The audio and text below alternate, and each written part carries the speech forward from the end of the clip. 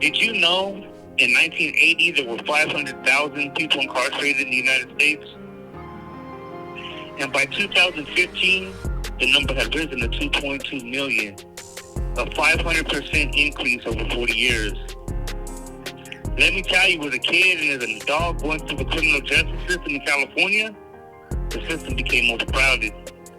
At that time, inmates were being housed in prison. This call and your telephone number will be monitored and recorded. Where people are supposed to be playing basketball and other sports, working out, things like that. Instead, they turned it into another facility to house people. They had bunks that were stacked 3 by 3, meaning that 3 people slept on a bunk. And I'm talking about this whole gym was full of beds like that. Beds were added to day rooms, as well as just like you go into a unit and you have already 50 cells on the bottom, 50 cells on the top tier that hold 2 people. So you have 200 people to a unit, but that wasn't enough. They went ahead and just started putting bunks in the day rooms and filled that up too. So when you're supposed to actually be able to play cards and all this other stuff, you got people walking around. It was just overcrowded, way too much. In the county jails, it was no different. Some people were sleeping on the floors, like waiting to get housed for days. I remember that. I remember going through there and just looking at everybody sleeping on the floor, and I was like, dang, this is bad, you know? Many slept in the day rooms too in the county jails as well. And there were no cells available. They used to put these things on the floor. They call them like boat sleepers, and they'd be filled up in the day rooms too. And so the procedure created more problems because at that time, rehabilitation was not the focus. In fact, harsh law sentencing is what led to overcrowding. For example, implementing the 3 strikes law, where after 2 felonies, the third asked for a 25 to life sentence.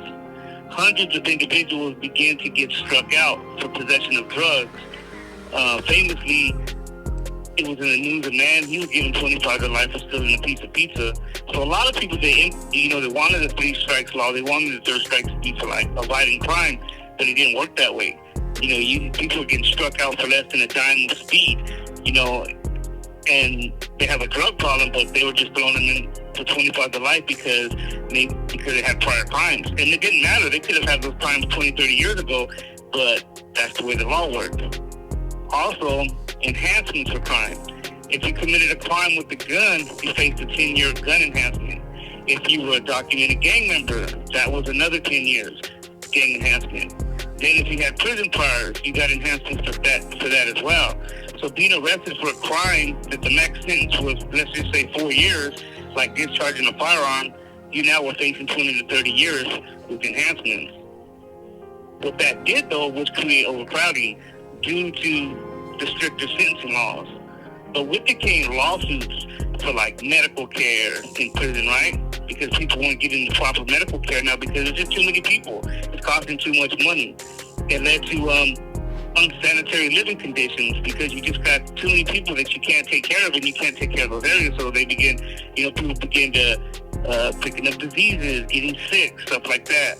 And they begin to get lawsuits for like cruel and unusual punishment because it just wasn't right the way people were being treated. Some people are coming in for small crimes and they're getting put with everybody else because there's nowhere else to put them. So, no more funding for new prisons as well. They finally said, we're not going to build no more new prisons, so now what do we do? So you would think at that point they probably would fix the problem, but instead they didn't. What they did is they started getting contracts with other states to house California inmates, and they started sending everybody out of state.